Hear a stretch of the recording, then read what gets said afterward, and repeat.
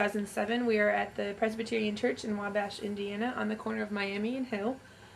My name is Ashley Lichtenbarger, and the camerawoman is Megan Frick, and today we're interviewing Terry Tyner of Wabash County on behalf of the Wabash County Historical Museum. Terry, what branch of the military did you serve in? U.S. Air Force. Okay, and during what years? 1956 to 1977. All right. Did you serve in any wars? Vietnam War. Okay. What was the highest rank that you achieved? Master Sergeant. All right. And where did you serve the bulk of your service? The bulk was at Grissom Air Force Base, Indiana. Okay. 13 out of 21 years. Okay. Why did you decide to enlist in the military? My primary reason was I was interested in aviation, and I wanted to be a pilot at the time, but I wound up spent 21 years in air traffic control, and that was pretty close. And then, of course, I learned to fly too, but aviation, I love flying. At least I thought I did, and then I found out I did. Okay. So that's why you chose the Air Force? Yes, because I was originally going in the naval aviation, but at the last minute I changed my mind for the Air Force, and I had plans to go in the Air Force Academy, but I didn't. Okay. Do you remember the first days that you were in the service? Oh yes, sort of, yeah. Tell us about that a little bit. Well, of course, first day is basic training, Parks Air Force Base, California. And, well, it was kind of rough, you know, getting up at 3:30 in the morning, and everything had to be just perfect, ready for inspection, and it was quite an adjustment.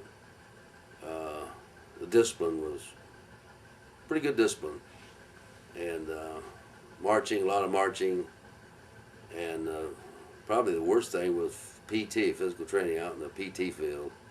That was probably the worst thing, because if anybody made one mistake, everybody had to do it all over again, and that was probably the worst part. And the other thing I remember is the chow line. No word, not one word was to be spoken, and you ate a whole meal in about 2 minutes, gained 15 pounds in 6 weeks. So I remember that rather well. What did PT involve? Oh, you name it in calisthenics, any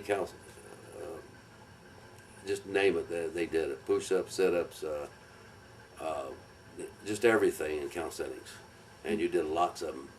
So even though you were working out that much, you still gained weight? Oh yes, I think I don't know, it was the fast eating. I mean, you ate meals fast, didn't say a word, and eating fast is not good for you. Okay. Do you remember your instructors at the time? I can't place their names right now. I can almost see their faces, but I remember one guy's name was named Shore, real tall guy, but that's the only name, Shores, you know. That's the only one I can remember. What were they like? Well, they were real hard-nosed. One of them was kind of vicious. I won't tell you what happened, but one of them was sort of vicious, and but real discipline. I mean, they expected the utmost in respect, and of course that's what it was all about. Basic training to adapt, you know, and make you or break you. So you think it's what they needed to do? Yeah, of course it wasn't nothing like the Marine Corps, but it was tough enough. Yeah. Alrighty. During your time in Vietnam, where did you go exactly? I was stationed at Phan Rang Air Base for a year, and it's right on the South China Sea. It's in a valley. We were surrounded by mountains except for the one side on the South China Sea. So, and of course, while I was in Vietnam, that's the only place I went. Except, well, of course, 30 miles north, Cam Ranh Bay is a point of sort of embarkation. Flew in and out of there, and I think that's the only place I've been in Vietnam. Well, I've been through Saigon once, a couple years before that, but. Okay. And what was your job during the wartime? Okay. Well, the war and the whole 21 years in the Air Force, I was in air traffic control, control tower, and radar approach control. Okay. So does that mean that you were guiding people to where Yeah. to go, or Yeah, yeah. All the, regardless, any airport in the world, whether it's civilian or military, has a control tower. Well, I don't mean any airport. Any airport with a substantial amount of traffic has a control tower, and they control all the landings and takeoffs at that airport, at the runway.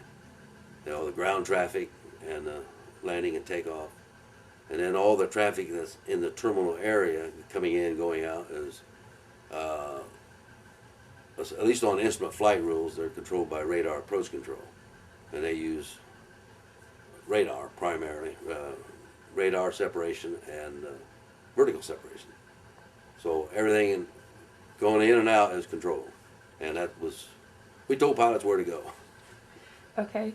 How many people were you working with at the time?